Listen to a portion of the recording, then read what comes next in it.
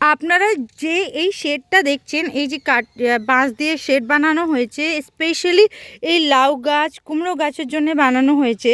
কুমড়ো গাছ লাউ গাছকে সাহারা দিয়ে উপরে উঠবে, আর এইগুলো থেকে যখন পুরো গরমকালের সময় এই ধরে নিন মার্চ এপ্রিল মাসে এগুলো উপরে উঠে যাবে, তারপর থেকে নিচে দিয়ে আমরা যেমনি কি দেখতে পাচ্ছেন আগে বছরের একটা ঝিঙে ঝুলে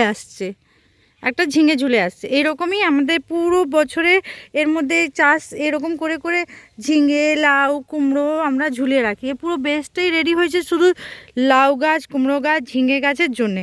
আর এর নিচে হয়েছে, আপনি ভালো করে দেখুন, এর নিচে আমরা করেছি গাজর। এটা গাজর আছে, ওটা লাল বিট আছে। বিটের অনেক উপকার আছে, আপনারা সবাই জানেন বিটের খেলে কি উপকার হয়। তার সাথে আমাদের এই দেখো বিনস কড়াইয়ের গাছ একটু একটু বড় হয়ে গেছে, ফুলও আসছে, কিন্তু ওয়েদারটা এত ঠান্ডা এত ঠান্ডা।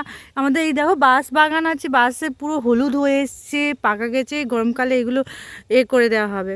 ওইদিকে আমাদের আম গাছ আছে, আম গাছ ওই গাছটা যেটা গাছ আছে ওটা 12 মাসে আম আসে, আর কি টক আম, প্রচণ্ড টক আম আছে, টক আছে। আর আপনাদেরকে দেখালাম আমাদের লাল শাকের কী অবস্থা, শীতের জন্য পুরো হলুদ হয়ে যাচ্ছে। এদিকে আমাদের ফুলকপির গাছের মধ্যে ওলকপি আসতে শুরু করেছে, বাঁধাকপি আস্তে আস্তে দেখতে পাচ্ছেন, এই দেখো বাঁধাকপি আস্তে আস্তে ফুটছে।